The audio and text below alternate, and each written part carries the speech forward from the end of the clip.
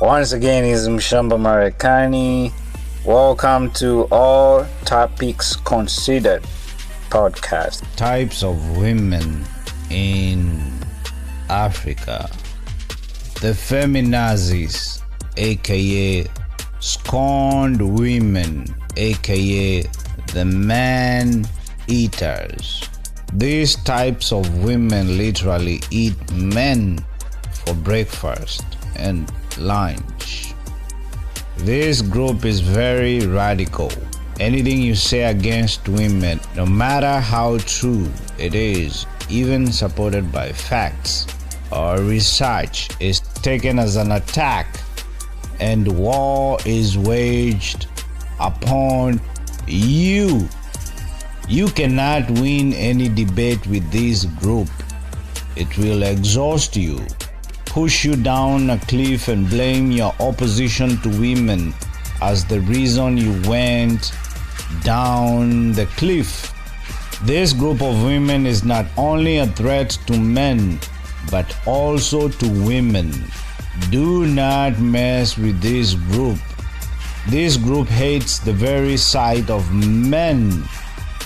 A male vibe or smell. When you say something that makes them pick their hairs, you are in hot soup. They have intolerance for men's opinion unless it aligns with their opinion. You argue with one on social media, they come in as an army.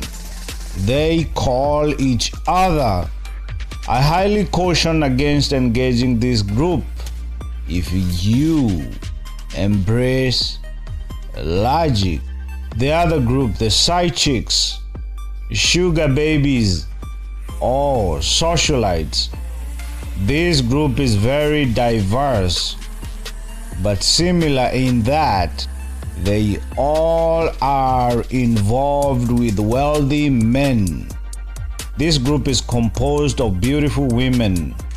Most of women in this group are feminine, and they know how to trade something for something. They are involved with wealthy men, and they know their position, and they do play it diligently and get paid handsomely for the trade-off. They understand and respect that the man has a wife. They know the situation is exchange for sex for money or for companionship for money. They take numerous vacations all over the world. They ball hard and are in a class of their own. They never run in trouble with men unless the men starts being too controlling. But these women know what's up. They have few politicians and celebrities in the bag. Some live large, invest and start businesses, and slowly churn out an independence path and have zero apologies for doing what they did to get money. The other group is the entitled brats. This group of women is huge. They still live with their parents, a majority of them, and they believe every man out there exists to take care of them, to spoil them, to spend money on them. They spend the whole week uploading nude photos on Facebook, on vacation mode every week, especially on the weekends. They do not work, and their parents don't have all that extra money to quench their thirst for alcohol, clothing, parties, and vacation. So they trick men for the bag. They inbox all men who seem like they have money They aggressively beg for money. They ask for airtime.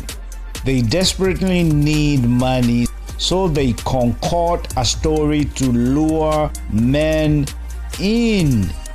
They are very entitled to other people's money, and their solo existence is all about begging, shopping, partying, drinking. When they get money from men, they disappear. They hate broke men, even though they are broke themselves. The irony. They are not approachable unless you're talking about spending money. They normally run in trouble for swindling men who are crazy. Most of them do not have kids, and if they do, the kids have already been sentenced up country to live with their grandparents. The other group is the good single mothers. This is self-explanatory. The other group is entitled single mothers. This group is delusional. Anything they say, act is all delusional. It's based on a storyline borrowed straight from their baby daddy's chapter. It's based on a storyline borrowed straight from their baby daddy's encounters. This group is to be left alone. This group is to be left to save itself. This is the majority group. The other group, the wife materials. Most women in this group never had a family growing up, so all they wanted in life growing up is to raise a family and give love that they never experienced. They love their husbands and their kids. Their marriage is happy. Marriage and kids is their therapy, as they never experienced love or belonging when growing up. The other group is women of God. It's only a few. This group spends days worshiping in church, Zoom, attending prayer sessions. This group is all about living right. They are in harmony with their emotional and spiritual existence. When they get a hold of a microphone and start to worship or pray, you will definitely change your life. The other group is the hopeless romantic group. This group of women believes in love or fairy tales. They are good women, but they seem to be attracted to players, bad boys. This group of women believes they are princesses, so they keep getting heartbroken by Romeos, but they never give up on love. There is no helping them. They can't stay without a partner. The divorced group. Women in this group have been hardened by years of marriage that ended in divorce. Their posts on social media are always directed to their ex-husbands, who either abused them or ran away with other women for years while cheating. And the women couldn't do anything, either because they thought they were in love, or because of the kids, or their financial situation was dependent upon the husband, and living would embarrass them in society, as people would know about their fake lifestyle, or they didn't have their own money but depended on the husband. Early in their marriage, these women were very arrogant. They thought they had hit a gold mine, a jackpot, having found such a man. Now that they are divorced, what makes them bitter is the years they lost being a good wife. They spend their days at the gym working out and posting online about the men who dogged them. They have tried to seek counseling, and their ex-husbands have already remarried. These women still have kids they are raising. Most of these women hate men. Others have turned into motivational speakers or fitness gurus.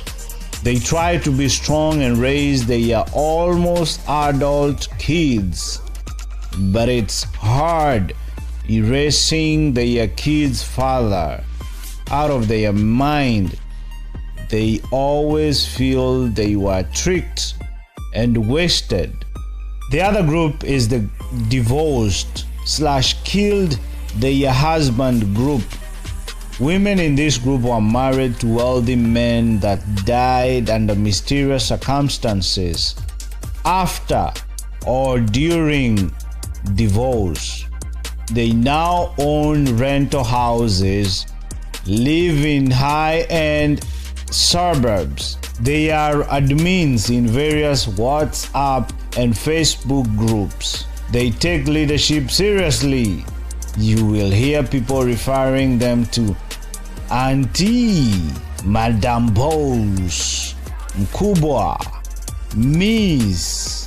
They pretend to be women of God, but deep down they are evil to the core. They have a service guy or two somewhere. They are normally invited to fundraising events because people believe they have a lot of money. The married group. Most women in this group are happily married and know their role in their union. They are raising beautiful families.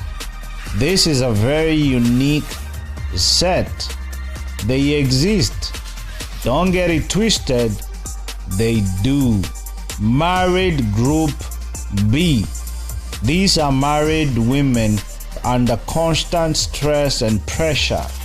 The husband is either a cheater or drinks a little bit more. The husband happens to be a provider, but these women are not happy, but they stay in the marriage for the kids or societal's whataboutism. Married group C. This group of women is similar to the group I just mentioned, but the positions are switched up. They have a good husband, but the women cheat. They have alcohol issues and they don't see a reason to leave the marriage, since when it's them doing what men do, then it's men who are the problem, not them. The last group is the career women, independent women.